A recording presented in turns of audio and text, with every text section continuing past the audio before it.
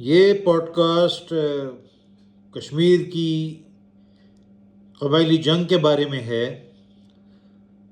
مختصر بات یہ ہے کہ تاریخ وہ لوگ بناتے ہیں جو دلیری کے ساتھ، بے خوفی کے ساتھ جو مواقع تاریخ ان کو دیتی ہے ان کو مکمل طور کے اوپر اس جنگ میں کود پڑتے ہیں، پرواہ نہیں کرتے اور دھڑلے کے ساتھ آگے کی طرف یلغار کرتے ہیں۔ پاکستان کا مسئلہ یہ ہے کہ یہاں پر تاریخ میں جھوٹ بہت ہے۔ آج کے دن پاکستان میں آپ سنیں گے تو ماؤنٹ بیٹن، گریسی انڈینز کو برا کہیں گے بھائی کشمیر میں یہ ہو گیا، ہمارے ساتھ وہ ہو گیا۔ لیکن بنیادی طور پہ جو پاکستان کی کشمیر کی جنگ ہے اس میں جو بھی نقصانات ہوئے وہ پاکستان کے اپنے لیڈروں کی کم دلی، بزدلی اور بے حوصلہ جو قیادت تھی اس کی وجہ سے ہوئے۔ تو یہ مختصر سی پوڈ کاسٹ ہے جس میں ہم بات کریں گے کہ کشمیر جو ہے وہ پاکستان کو ملنا تھا یا نہیں ملنا تھا، وہ تو بات کی بات ہے، لیکن یہ مختصر سے ہم بات کریں گے۔ یہ ایک چھوٹی سی تصویر ہے جو کچھ انڈیا کے جنگی قیدی پکڑے گئے تھے تو اٹک کے قلعے کی چھت پر ان کا گروپ فوٹو ہے۔ اس وقت یہ پاکستان کی حراست میں تھے اور ان میں سب سے زیادہ جو خاص جو قیدی تھا وہ کرنل شیر جنگ تھاپا تھا، جس نے اسکردو کا بہت بہادری کے ساتھ مقابلہ کیا۔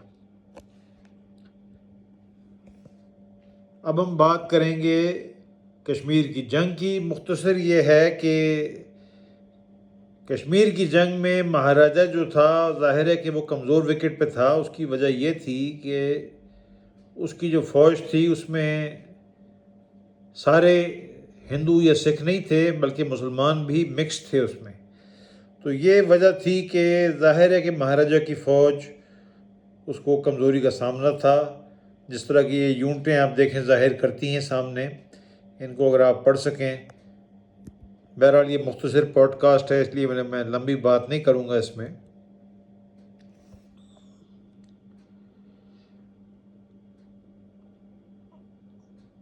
پوزیشن یہ تھی کہ 60,000 مسلمان تقریباً جو دوسری جنگ عظیم میں لڑے تھے برٹش انڈین آرمی میں، وہ کشمیر میں موجود تھے 60,000۔ تو ٹرینڈ لوگ بہت زیادہ تھے۔ اچھا، اس طرح ہوا کہ ان لوگوں نے ملیشیا وغیرہ بنا لی اور 15 اکتوبر تک انہوں نے جو پونچھ کا علاقہ تھا، سدنوتی جسے کہتے ہیں، وہاں پر فورٹ اوون اور کوٹلی اور پونچھ کے درمیان کافی جو جگہ تھی اس پر قبضہ کر لیا۔ بھیمبر، میرپور اور منگلا کا محاصرہ کر لیا۔ مسلم لیگ کی ہائی کمانڈ نے میاں افتخار الدین، بریگیڈیئر اکبر خان کو یہ ٹاسک دیا کہ کشمیر کے بارے میں کچھ حملے کی تیاری کریں۔ لاہور میں ستمبر 1947 میں ایک کانفرنس ہوئی جس میں بریگیڈیئر اکبر خان DSO پریچ خیل، جو کہ محمد زئی پٹھان تھے، چارسدہ کے تھے، پریچ خیل ان کی سب ٹرائب تھی، انہوں نے ایک پلان پیش کیا۔ یہ بریگیڈیئر اکبر خان ہیں جو کشمیر کی جنگ کے اصل ہیرو ہیں۔ بعد میں پنڈی کانسپریسی میں ظاہر ہے یہ مجرم بن گئے اور جیل میں بھی گئے، لیکن بہت ہی دلیر اور زبردست آدمی تھے۔ کشمیر کی جنگ میں سب سے جو بڑا پاکستانی لیڈرشپ نے اپنے پاؤں پر کلہاڑی ماری وہ یہ تھی کہ یہ فیصلہ کرنا تھا کہ جو پٹھانوں کا جو لشکر تھا جس نے کہ مظفر آباد پہ پہلے قبضہ کرنا تھا، اس کے بعد سری نگر کی طرف پیش قدمی کرنی تھی، تو بنیادی فیصلہ اور سب سے اہم فیصلہ یہ تھا کہ اس کی قیادت کون کرے گا۔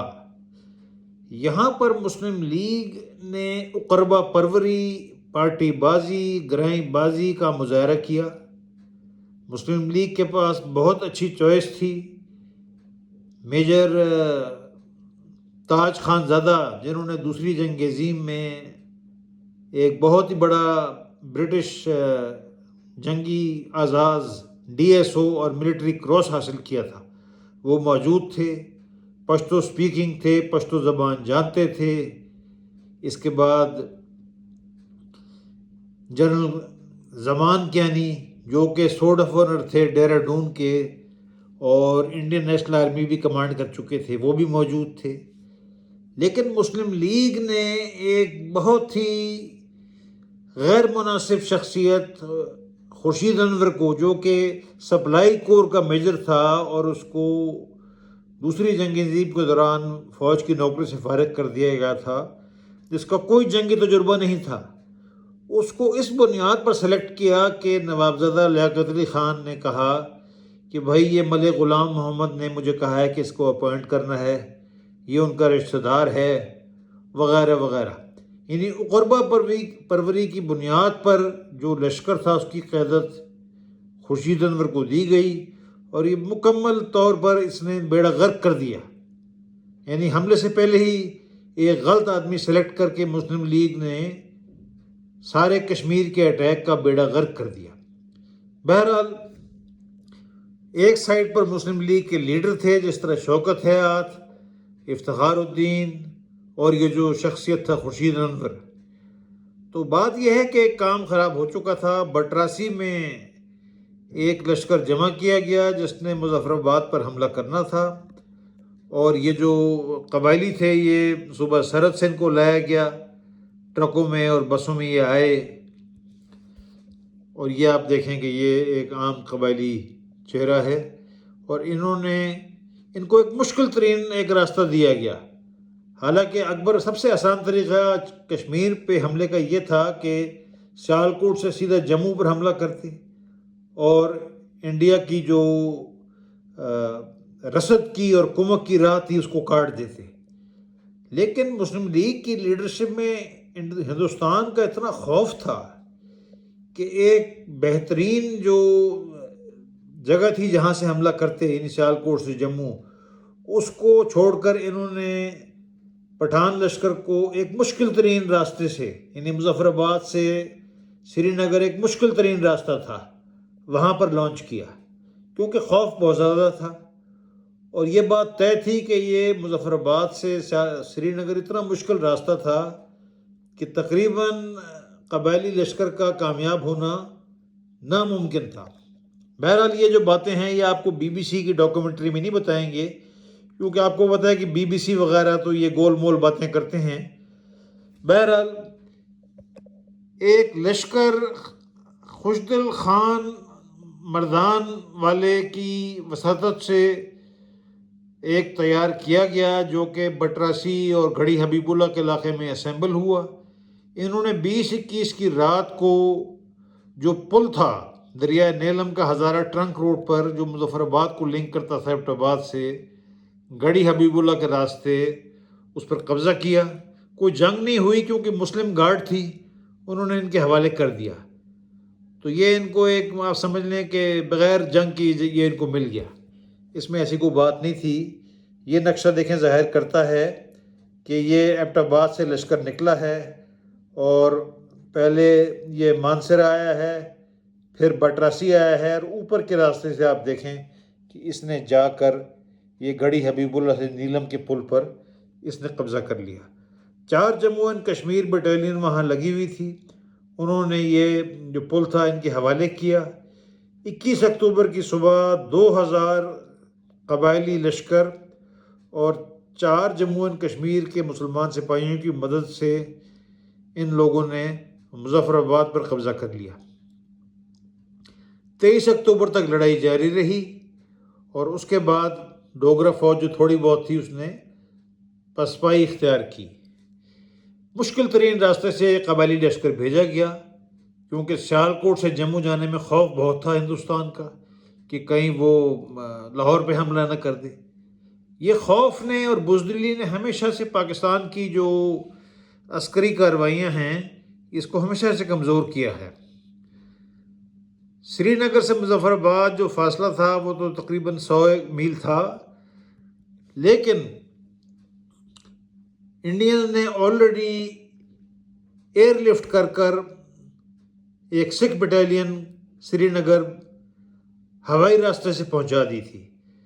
دلچسپ بات اس میں یہ ہے کہ جنرل موسیٰ اپنی کتاب جوان ٹو جنرل میں لکھتے ہیں کہ غلطی سے انڈینز نے اس اٹیک سے پہلے، یعنی اس بٹالین کے پہنچانے سے پہلے، غلطی سے پورا جو منصوبہ تھا جنگ کا اور اس فوج کو پہنچانے کا سری نگر تک، یہ غلطی سے لاہور بھیج دیا۔ پاکستان آرمی نے یہ پورا سگنل جو ہے اس کو ڈی کوڈ کیا، اور جنرل موسیٰ لکھتے ہیں کہ ہم نے ایک افسر کو بھیجا چودھری محمد علی کے پاس، جو بڑے اس وقت کلیدی عہدے پہ فائز تھے، تو چوکیدار نے کہا کہ صاحب سوئے ہوئے ہیں اور ڈسٹرب نہیں کر سکتے۔ بہرحال موسیٰ کہتے ہیں کہ وہ جو انڈین پلان تھا وہ ہم نے پھر بریگیڈیئر شیر خان کو بھیجا، جو ڈائریکٹر ملٹری آپریشن اور ڈائریکٹر ملٹری انٹیلیجنس تھے جی ایچ کیو میں۔ اب یہ بھی کلیئر نہیں ہے کہ شیر خان نے کیا کیا۔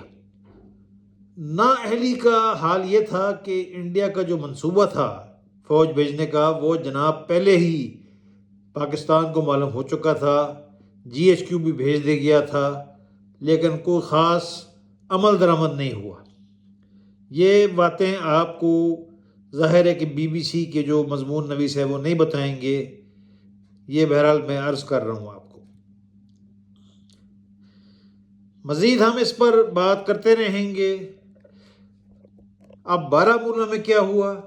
سردار شوکت حیات جو کہ مسلم لیگ کے بڑے اہم اس وقت عہدے پہ فائز تھے، اور اس سارے منصوبے کا ٹاسک ان کو بھی دیا گیا تھا، کہتے ہیں کہ 3 لاکھ روپیہ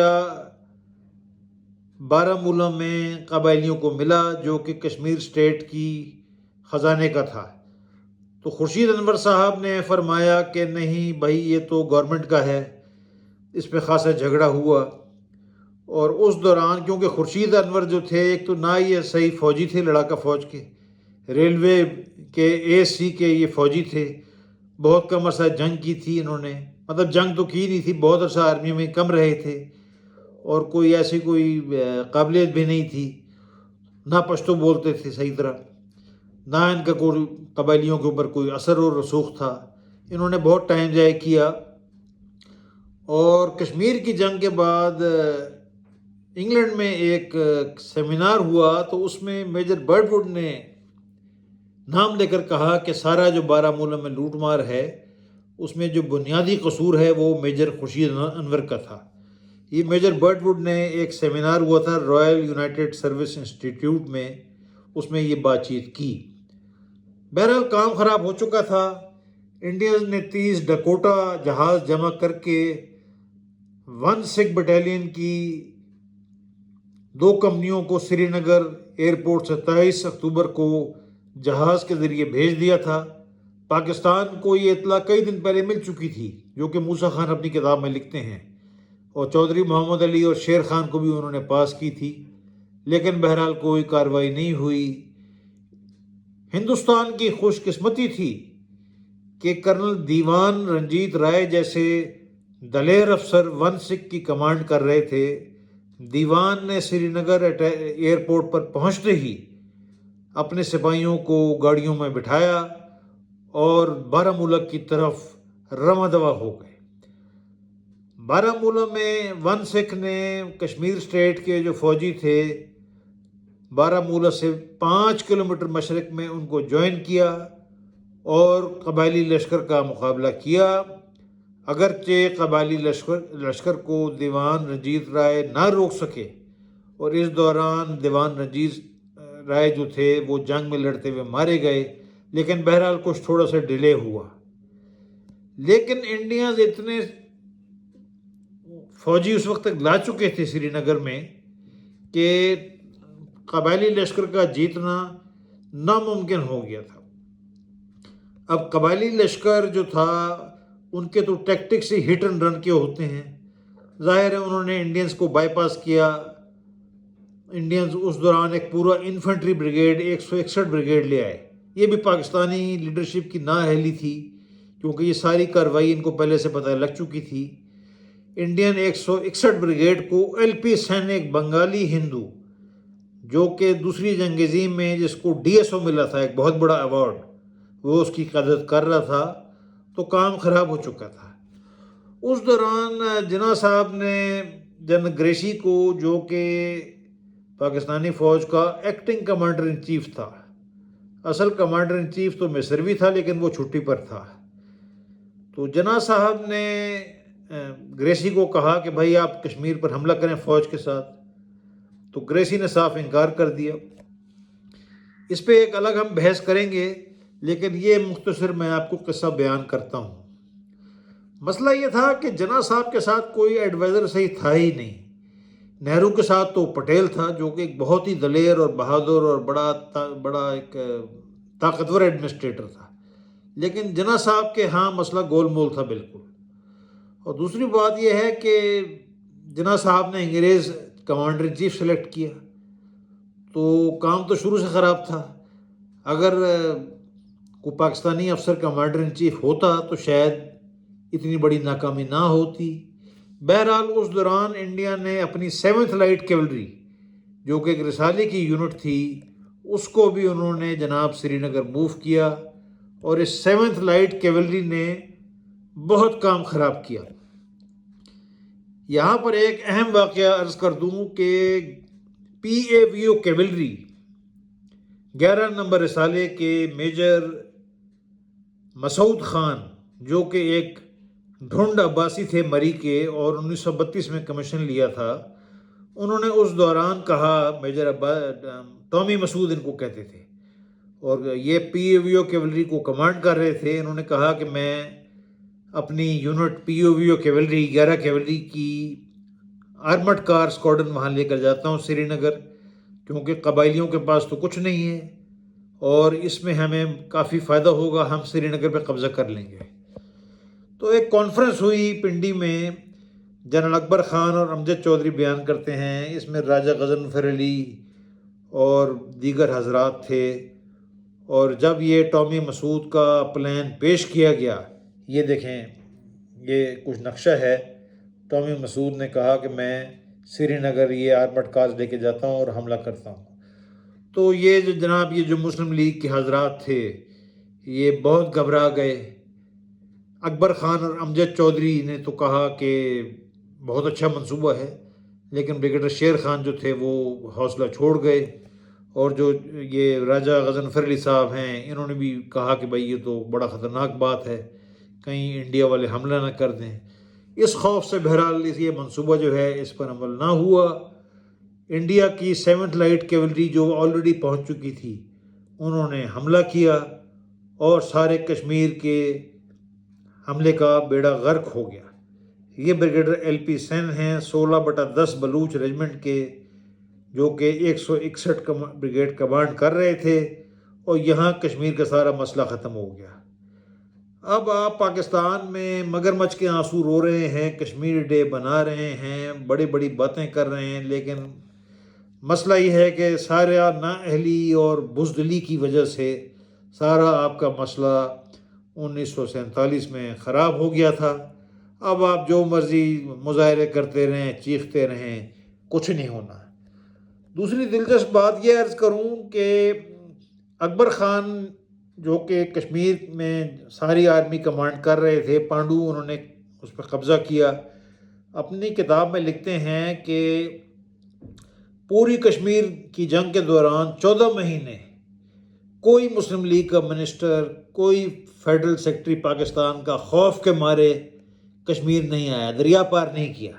یہ دیکھیں، یہ لیاقت علی خان صاحب سیز فائر کے بعد تشریف لائے ہیں، تو یہ تصویر ذرا غور سے دیکھیں، آئے تو کشمیر ہیں، لیکن 14 مہینے جنگ کے دوران خوف کے مارے یہ تشریف نہیں لائے کشمیر، اور یہ لیڈرشپ کا حال تھا، بہت ہی کمزور لیڈرشپ تھی۔